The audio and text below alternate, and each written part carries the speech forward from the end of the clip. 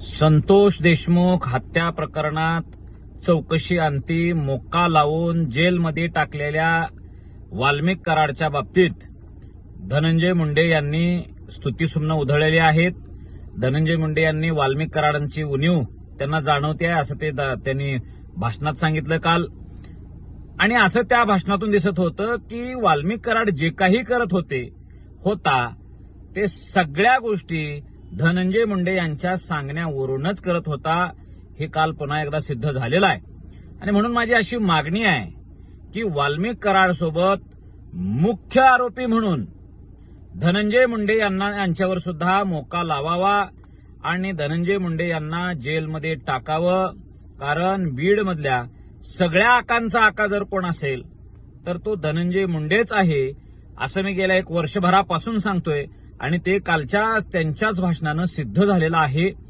आणि माझी सरकारला देवेंद्र फडणवीस साहेबांना विनंती आहे की महाराष्ट्रातल्या नव्या पद्धतीनं समोर येत असलेल्या गुन्हेगारी प्रवृत्तीला जर आळा घालायचा असेल तर धनंजय मुंडे सारख्या नालायक लोकप्रतिनिधीला आपण जेलमध्ये टाकायला पाहिजे, मोक्यामध्ये आतमध्ये करायला पाहिजे. नाहीतर राजकारणाच्या शुचितेबद्दल, राजकारणाविषयी आणि लोकशाहीविषयी सर्वसामान्य जनतेच्या मनामध्ये चुकीचे एक समज तयार होतील आणि ह्या लोकशाही व्यवस्थेविरोधात नाराजी तयार होईल.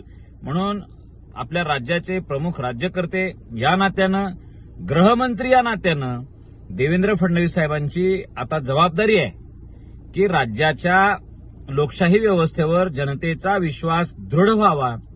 राज्यातील पोलिसिंगवर म्हणजे पोलीस यंत्रणेवर सुद्धा जनतेचा विश्वास कायम राहावा असं वाटत असेल तर देवेंद्रजी तुमच्या लाडक्या असलेल्या धनंजय मुंडेंना आपण आता जेलवारी करणं गरजेचं आहे. छत्रपती शिवाजी महाराजांचा वारसा आपण जर सांगत असू तर छत्रपती शिवाजी महाराजांनी स्वतःच्या नातेवाईकांना सुद्धा शिक्षा केलेल्या आपण पाहिलेल्या आहेत. आपण वाचतो कोण किती जवळचा आहे ह्याच्यावरून तुम्ही कायदा त्याच्या अनुकूल असू नयेत अशा गोष्टी आपल्याला स्वराज्याकडनं, शिवाजी महाराजांकडनं शिकायला मिळते. तो किती जरी जवळचा असला तरी त्याच्यावर शिवाजी महाराजांनी शिक्षा केलेली आहे. तो मित्र असेल, नातेवाईक असेल, काही असू द्या.